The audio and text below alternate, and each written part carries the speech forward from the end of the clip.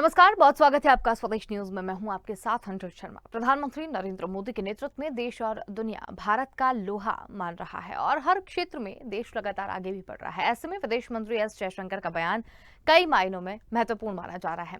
नई दिल्ली में चल रहे रायसीना डायलॉग में कहा कि भारत अपनी शर्तों से दुनिया से रिश्ते निभाएगा। इसमें भारत को किसी की सलाह की जरूरत नहीं है। जयशंकर ने कहा कि दुनिया को खुश रखने की जगह हमें इस आधार पर दुनिया से संबंध बनाने चाहिए कि हम कौन हैं। वो दौर बीत गया है, दुनिया हमारे बारे में बताए और हम दुनिया से इजाजत लें। विदेश मंत्री ने कहा कि अगले 25 सालों में भारत ग्लोबलाइजेशन का सेंटर होगा। जब हम 75 सालों को पीछे मुड़कर देखते हैं तो सिर्फ बीते हुए 75 साल नहीं देखते हैं, बल्कि वो 25 साल भी देखते हैं जो आने वाले हैं। हमने क्या पाया और किस चीज में हम नाकाम रहे, इस चीज को हम दुनिया को बताने में कामयाब रहे हैं। वो ये है कि भारत लोकतांत्रिक देश है। रूस यूक्रेन युद्ध को लेकर एस जयशंकर ने कहा कि युद्ध रोकने का सबसे आसान और प्रभावी तरीका यही है कि दोनों देश बातचीत की टेबल पर आ जाए। दुनिया को भारत की दो टूक भी यहाँ पर देखने को मिली है, तो क्या है वो भी हम आपको बताते चल रहे हैं, जिसमें महाशक्ति बनने की राह पर है भारत। और जयशंकर की दुनिया को दो टूक भी यहाँ पर देखने को मिल रही है।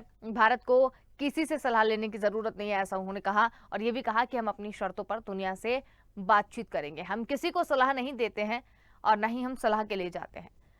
लेकिन रायसीना डायलॉग है क्या, वो भी हम आपको बताते चलते हैं, जिसमें दुनिया के अलग अलग देशों के लोग एक मंच पर हैं। वैश्विक जगत और चुनौतियों पर एक सार्थक चर्चा के उद्देश्य से ये आयोजित की गई है, जिसमें 100 से ज्यादा देशों के प्रतिनिधि इसमें हिस्सा लेते हैं। केंद्र सरकार ने रायसीना डायलॉग की शुरुआत 2016 में की थी। तो ये तमाम वो मुद्दे हैं जो हम आज के मुद्दे से जुड़े हुए हैं। और रायसीना डायलॉग में क्या कुछ देखने को मिल रहा है वो भी हमने आपको बताया। कुछ देर में हमसे मेहमान जुड़ेंगे, उन मेहमानों से भी इसी मुद्दे पर हम चर्चा करेंगे। तो इसी पर ज्यादा जानकारी के लिए हमारे साथ दो मेहमान यहाँ पर जुड़ गए हैं, जिसमें रक्षा मंत्री, रक्षा विशेषज्ञ अमरदीप त्यागी जी हमारे साथ जुड़े हुए हैं और विदेश मामलों के जानकार राजेश भारती जी हमारे साथ जुड़े हैं। आप दोनों का ही बहुत स्वागत है। अमरदीप सर, सबसे पहले आपसे ही सवाल मेरा ये है कि जो भी चीजें अभी तक देखने को मिल रही हैं, इसमें जो रायसीना डायलॉग है उस पर वहां पर गए हैं और एस जयशंकर का साफ तौर पर कहना है कि भारत अब किसी से इजाजत नहीं लेगा और अब भारत की जो भी कूटनीतिक चीजें देखने को मिल रही हैं, आपका उसमें क्या कुछ कहना है? एस जयशंकर जी का बिल्कुल कहना सही है। जिस तरह पिछले यू कैन से कि 71 इयर्स में जो हमने प्रोग्रेस किया है और जिस तरह यदि हम जियो पॉलिटिक्स को देखें और जियो इकोनॉमिक्स को देखें तो उसमें भारत एक बहुत इंपॉर्टेंट रोल अदा कर रहा है। दूसरा, भारत का हमेशा से ये रहा है कि जो हमारी जो थ्योरी है, हमारी जो फिलॉसफी, उसमें कुटुंबकम की है, यानी कि हम पूरे विश्व को एक कुटुंब की तरह लेकर चलते हैं और एक कुटुंब की जिस तरह एक चलाने की जो फिलॉसफी, उस फिलॉसफी में हम बिलीव करते हैं। ना तो हमने कभी किसी पे हमला किया, ना किसी की दूसरी जगह को हमने कैप्चर करने का प्रयास किया, बल्कि पूरे विश्व में एक शांति स्थापना की बात करते हैं। हम जिस तरह की ग्लोबल वार्मिंग और क्लाइमेट चेंज हो रहा है, उसमें हमारे देश की जो फिलॉसफी है वो प्रकृति को पूजने की है, प्रकृति को बचाने की हमारी फिलॉसफी है। और जिस तरह हम अपने से कि मेक इन इंडिया की हम राह पे हम काम कर रहे हैं, उस तरह भारत बहुत इंपॉर्टेंट जो है रोल अदा कर रहा है। और जियो स्ट्रेटेजिक लोकेशन के हिसाब से देखें तो भारत सभी के लिए इंपॉर्टेंट है, चाहे वो वेस्टर्न कंट्रीज हो, चाहे वो ईस्टर्न कंट्रीज हो, उनके बीच का एक ब्रिज की तरह भारत काम कर रहा है। इस तरह भारत ने यूक्रेन और अमेरिकन क्राइसिस में जो रोल अदा किया है, एक न्यूट्रल होने का, वो भी अपने आप में भारत की एक यू कैन से की एक जो है बड़प्पन की जो यू कैन से पोजीशन है कि हम किसी के मामले में अननेसेसरीली इंटरफेयर नहीं करते, बल्कि हाँ इतना जरूर कहते हैं कि जब भी कोई मसले का सोल्यूशन हो वो टेबल पर बैठ के हो, ना कि युद्ध के जरिए। युद्ध का भारत ने हमेशा से विरोध किया है, शांति स्थापना की बात हमेशा भारत करता है। इसलिए हम ये कहते हैं कि हम पे कोई अपने आइडियाज ना थोपे, हमें ना बताए कोई देश की हमें क्या करना है और क्या नहीं करना, किसके साथ हमें किस तरह बिजनेस करना है या किस तरह के रिलेशन हमें मेंटेन करने हैं, और ऐसा हम जवाब देते रहे हैं। आगे भी हमारी फिलॉसफी यही रहेगी कि हमें रशिया के साथ किस तरह के रिलेशन रखने हैं, या अमेरिका के साथ हमें क्या रिलेशन रखने हैं, या रशिया से हमने क्या व्यापार करना है, क्या व्यापार नहीं करना है, हम किसी की बात को बहुत ज्यादा इंपॉर्टेंस नहीं देने वाले, बिल्कुल। क्योंकि भारत इतना सक्षम है कि वो अपने बारे में सोच सकता है, और जहां हमारा और बाकी आम लोगों का फायदा होगा उस तरह भारत काम करेगा। यही हमारा जो जयशंकर जी ने हमें मतलब जो रायसीना डायलॉग में जो मैसेज कन्वे किया है पूरे विश्व को, यही मैसेज है कि अननेसेसरी लोग हमारे साथ जो इंटरफेयर ना करें। बिल्कुल। राजेश भारती जी, आपसे भी सवाल मेरा ये है कि एस जयशंकर की दुनिया को जो दो टूक सामने आई है, आप इसे किस तरीके से देखते हैं? देखिए, भारत का जो रायसीना डायलॉग में हमारे विदेश मंत्री की ओर से ये जो बयान आया, भारत को किसी की सलाह की जरूरत नहीं है, हम अपनी शर्तों पर दुनिया से बात करेंगे और हम किसी को सलाह देंगे।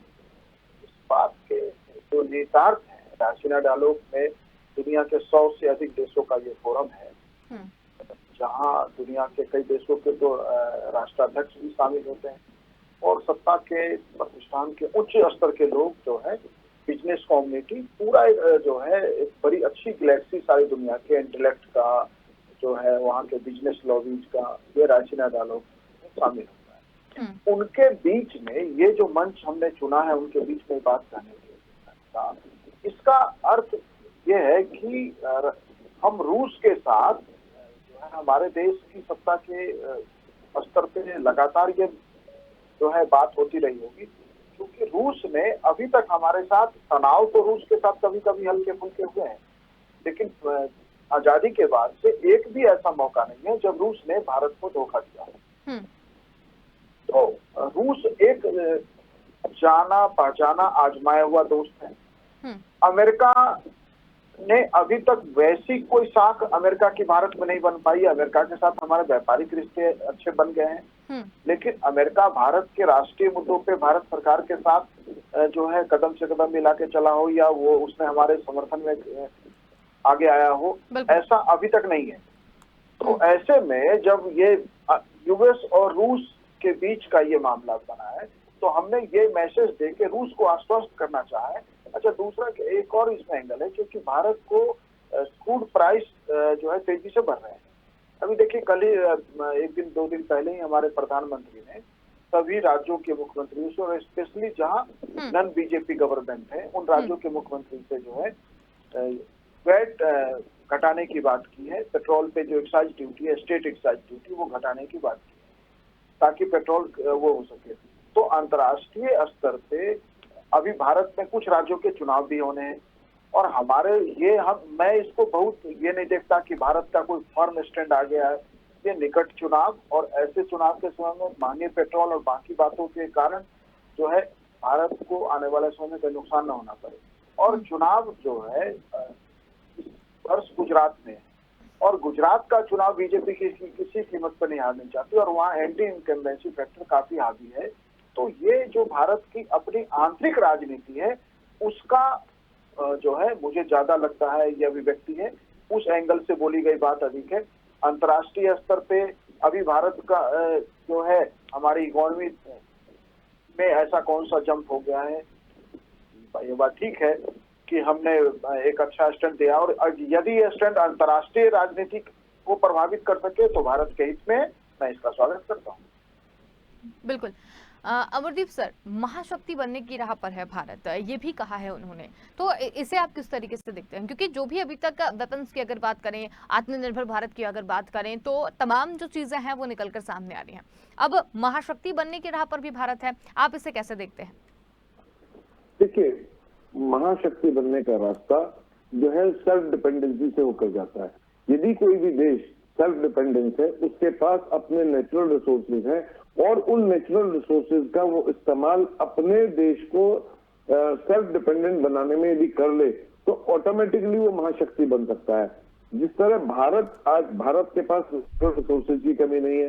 वो बात अलग है कि भारत के साथ में 2 ऐसे पड़ोसी देश लगे हुए हैं कि जो भारत को किसी न किसी मुद्दे पर कभी ना कभी घेरते रहते हैं, चाहे वो पाकिस्तान हो, चाहे वो चाइना हो।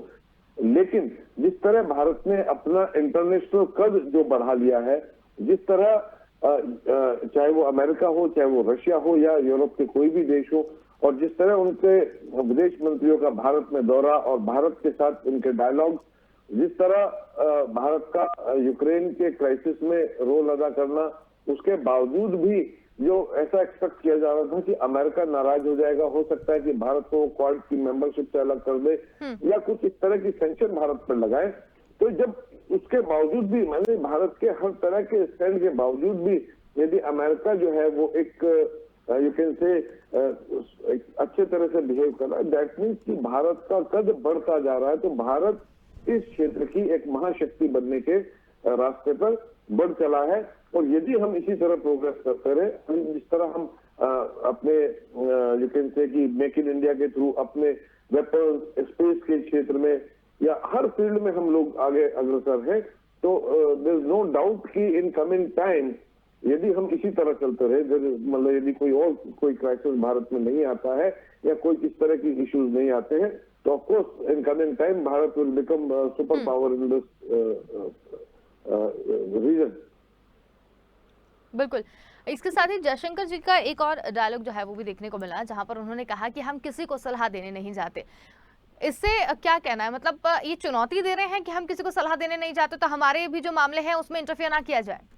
यस, बेसिकली मैं जो पहले भी कहा, मैं फिर से दोबारा दोहराता हूँ कि जिस तरह हमको सलाह दी गई थी कि हम रशिया से व्यापार ना करें या रशिया से जो पेट्रोलियम प्रोडक्ट हमको लेने का जो ऑफर आया था और हमने उसको एक्सेप्ट किया था, तो उसमें हमें तो दिया गया था कि भाई रशिया से हमें इस तरह के रिलेशन नहीं रखने चाहिए, America will be standing next to you in crisis. यदि चाइना हमारे ऊपर हमला करता है तो अमेरिका के रशिया नहीं आएगा, America will stand with you.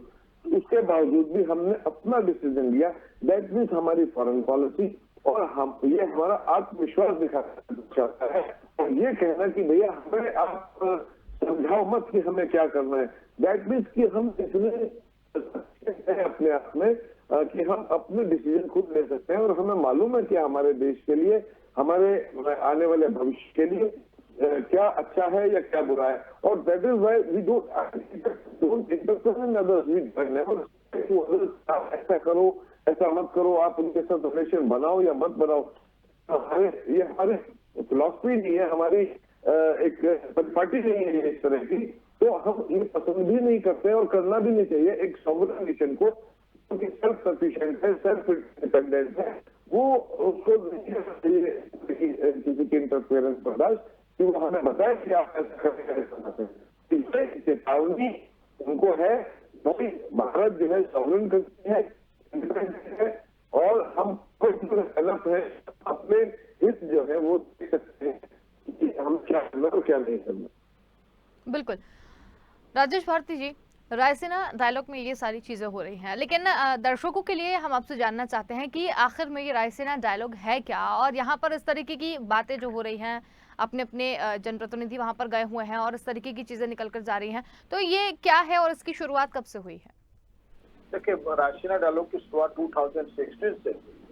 Bharat एक अंतर्राष्ट्रीय मंच तैयार करना चाहता है जहां दुनिया के अधिकतर देशों के साथ जो है, दुनिया के लगभग हम ज्यादातर देशों को इनवाइट करते हैं और 100 से अधिक देशों के राजनीतिक प्रतिनिधि, व्यापार जगत के प्रतिनिधि, वहाँ के समाज के प्रतिष्ठित लोग, वहाँ के साहित्य के एवं अन्य कला के अन्य फील्ड के उच्च लोगों को इनवाइट करते हैं। मतलब एक ऐसी गैलेक्सी है कि किसी देश का जो आप कह सकते हैं कि जो लुटियन एरिया में रहने वाले लोग हैं, जो लुटियन सिस्टम को रिप्रेजेंट करते हैं, वैसे लोग जो है वो हम इनवाइट करते हैं और वो डायलॉग 2 से 3 दिनों का एक डायलॉग आयोजित करते हैं। वैसे ही भारत से भी अलग सभी फील्ड से उद्योगपति, राजनीतिक, ऐसा नहीं कि वहाँ सामान्य MP और राज्यों के मुख्यमंत्री वगैरह को आमंत्रित नहीं किए, तो वो लोग जो भारत की धारा को, विचारधारा को, राजनीति को, समाज को, आर्थिक व्यवस्था को प्रभावित करते हैं, उन प्रभावित करने वाले लोगों को भारत की ओर से भी इन्वाइट किया जाता है।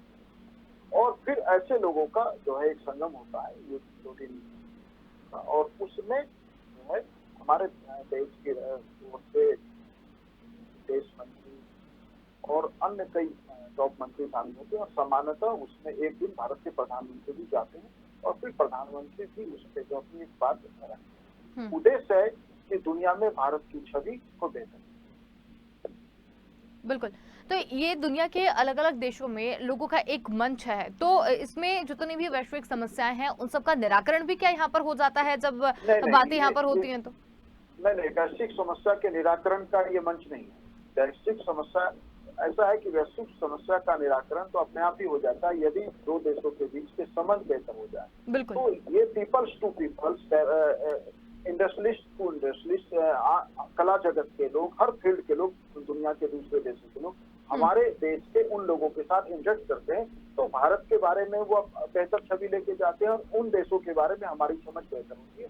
तो एक तरह से भारत के लुटियन सिस्टम को रिप्रेजेंट करने वाले लोगों को दुनिया के उन देशों के साथ परिचय कराना है और दुनिया के उन देशों को अपना परिचय देना है, ताकि उसका लाभ हर फील्ड में अलग अलग तरीके से उठाया जाए। बिल्कुल।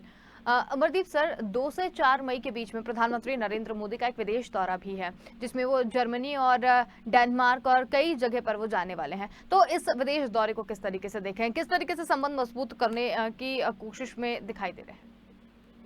देखिए, इस तरह का एनवायरनमेंट पूरे विश्व में चल रहा है और नॉट ओनली ये जो लड़ाई का माहौल यूक्रेन के और रशिया के साथ हुआ और चाइना भी जब तक ताइवान को धमकाता रहता है, समटाइम्स वो भारत के साथ भी करता है, या जिस तरह गर्मा गर्मी चल रही है, ऐसे माहौल में प्रधानमंत्री का दौरा जो है बहुत इम्पोर्टेंस रखता है। बेसिकली प्रधानमंत्री जो है भारत का स्टैंड, भारत की फिलॉसफी को कन्वे करने के उद्देश्य से मेरे ख्याल से वो इन देशों का दौरा कर रहे हैं। दूसरा, जो जिस तरह से जो ग्लोबल वार्मिंग और जो क्लाइमेट चेंज हो रहा है, उस पर भी शायद कुछ डिस्कशन के मुद्दे होंगे इस दौरे के दौरान। बिल्कुल। तो ये जो विदेश दौरा है, इसमें क्या मतलब किया जा सकता है और क्या, जैसे जर्मनी है, जर्मनी से इस वक्त हमारे संबंध जो हैं वो किस तरीके से है, डेनमार्क से इस वक्त के जो संबंध है वो हमारे किस तरीके से हैं? देखिए, हमारे जो संबंध है विदेशों में सभी के साथ अच्छे हैं, किसी के साथ ऐसा हमारा कॉन्फ्लिक्ट नहीं है और इनफैक्ट जर्मनी के साथ तो हमारे संबंध पहले से ही मतलब अच्छे खासे रहे हैं। कभी ऐसा नहीं हुआ कि हमारे जर्मनी के साथ कोई कॉन्फ्लिक्ट रहा हो, लेकिन इसमें उनके साथ जिस तरह व्यापार का संबंध है या इनफैक्ट जो ग्लोबल वार्मिंग से रिलेटेड, क्लाइमेट चेंज से रिलेटेड डिस्कशन है, उसके ऊपर कुछ डिस्कशन हो सकते हैं। डेनमार्क के साथ हमारे संबंध हमेशा से ही ठीक रहे हैं, कोई ऐसा इश्यू नहीं रहा डेनमार्क के साथ भी। और इस तरह उनके साथ रिन्यूअल, बिकॉज पिछले 2 साल से जिस तरह ये कोरोना वायरस का के चलते हुए दौरे भी बंद थे लोगों का, उस तरह मतलब ऑनलाइन ही सारा कुछ चल रहा था, उस तरह के डायलॉग्स नहीं हो पा रहे थे, तो इस तरह उनसे और प्रगाढ़ता के साथ देखने को लगता है कि इसमें और प्रगाढ़ता हमारे संबंधों में आएगी और जिस तरह की जो विश्व की जो स्थिति बन रही है उसको शायद कुछ डिफ्यूज करने की भी कुछ फिलॉसफी वहां पर डिस्कस की जाए कि किस तरह की जिस तरह के सिचुएशन अब पूरे विश्व के सामने आए कि इन फ्यूचर इस तरह की सिचुएशन ना आए, इसको किस तरह डिफ्यूज किया जाए, इन सब मुद्दों पर डिस्कशन के लिए प्रधानमंत्री का दौरा होगा। बिल्कुल। राजेश भारती जी, अभी जैसा कि हमने भी थोड़ी देर पहले भी बात की थी, जिसमें प्रधानमंत्री नरेंद्र मोदी के नेतृत्व में देश और दुनिया ने भारत का लोहा माना है, तो प्रधानमंत्री नरेंद्र मोदी के जो भी प्रयास अभी तक देखने को मिले हैं, तो अगर एक दृष्टि डाली जाए कि जब से नरेंद्र मोदी प्रधानमंत्री बने हैं तब और उससे पहले की जो भारत की स्थिति थी उसमें कितना अंतर इस बार देखने को मिल रहा है? नहीं, वैदेशिक मामलों का जहाँ तक समझ है तो भारत की स्थिति मैं दुनिया में मजबूत नहीं मानता, मजबूत हुई है मोदी के नहीं, इस बात से सहमत, क्योंकि आप देख लीजिए कोई भी देश अंतर्राष्ट्रीय राजनीति में तभी मजबूत हो सकता है जब आपके नेबर कंट्रीज के साथ, नेपाल के साथ हमारे संबंध पहले से खराब हैं, बांग्लादेश के साथ संबंध हमारे बहुत अच्छे नहीं रहते हैं, हमारे जो है भूटान के साथ, भूटान का भी झुकाव देखने को मिल रहा है, हम श्रीलंका में देख ही रहे तनाव। तो भारत जब अपने नेबर कंट्रीज में ही बेहतर संबंध नहीं रखता तो अंतर्राष्ट्रीय स्तर पे जो है कार्यक्रम करके, अत्यधिक विदेशी यात्रा करके जो है कुछ विशेष हासिल नहीं होता। अमरदीप सर, सवाल मेरा आपसे भी यही है, आपको क्या लगता है? मैं भारतीय जी के इस स्टेटमेंट से बिल्कुल भी सहमत नहीं हूँ। देखिए, जिस तरह भारत का कद उठा है, बड़ा है, और जिस तरह विदेशी जो उनके विदेश मंत्री हैं, उनके जो हेड ऑफ द स्टेट हैं, और जिस तरह भारत के साथ उनकी अप्रोच रही है, मैं समझता हूँ कि मोदी जी की जो विदेश नीति है वो बहुत सक्सेसफुल रही है। वही बात पड़ोसी देशों के संबंध के साथ, देखिए नेपाल के साथ कोई इश्यू नहीं है, अभी नेपाल के प्रधानमंत्री भारत के साथ होते हुए थे, और जब ये मिस्टर ओली के साथ जब ये उनके प्रधानमंत्री वो चाइना के इन्फ्लुएंस में बॉर्डर डिस्प्यूट की कहानी उठा रहे थे, तो वो सब मैटर रिजॉल्व हो गया, वो बहुत बड़ा मैटर नहीं है। तो पाकिस्तान की बात, पाकिस्तान से आज जब से पाकिस्तान बना है तब से लेके आज तक पाकिस्तान जो है वो भारत के साथ कुछ न कुछ इस तरह के मैंने पाकिस्तान और अफगानिस्तान का नाम भी नहीं, वो करता रहा। कोई ऐसी बड़ी बात नहीं है, कोई ऐसा इशू नहीं है पाकिस्तान के साथ, वो चलता रहेगा। पाकिस्तान की उसकी जो इंटरनल पॉलिटिक्स है वो भी भारत के साथ, कहता हूँ कि भारत के साथ जब तक वो लड़ाई करता रहेगा उनकी इंटरनल पॉलिटिक्स चलती रहेगी। वो इंटरनल पॉलिटिक्स को या सिचुएशन को डिफ्यूज करने के लिए इसलिए भारत के साथ इस तरह के काम करते हैं। वही चाइना की बात, चाइना भी आप ये देखिए भारत का एक कद ही है, वरना जिस तरह डोकलाम इशू हुआ, जिस तरह गलवान इशू हुआ, यदि भारत यदि ग्लोबली स्ट्रांग ना होता या ग्लोबली संबंध अच्छे ना होते, चाइना कभी तक भारत पर हमला कर देता। बांग्लादेश के साथ भी इशू बहुत ज्यादा नहीं है, छोटी मोटी स्मगलिंग है, वो सब चलता रहता है, वो सभी नेबरिंग कंट्रीज में चलता है, ऐसा कोई इशू नहीं है। श्रीलंका के साथ भारत का कोई इशू नहीं है, भारत के श्रीलंका के साथ अच्छे संबंध है। इनफैक्ट भारत जो है जैसे भी कोशिश करता है कि श्रीलंका की मदद की जाए, तो नेबरिंग कंट्रीज के साथ भी हमारे कोई संबंध ऐसे खराब नहीं है। जिनके साथ खराब है उसके पीछे रीजन है, उनके साथ ना तो सुधरे हैं, और मैं नहीं देखता हूँ कि आगे वो भविष्य में कोई बहुत ज्यादा फ्रेंडली हो सकते हैं, लेकिन वो शांत जरूर हो गए हैं। भारत की इंटरनेशनल जो भारत का जो ऑरा है या भारत की जो स्टैंड दिखाई दे रहा है, उसके रहते अभी बहुत ज्यादा कुछ वो डिस्टर्बेंस करने वाले नहीं है।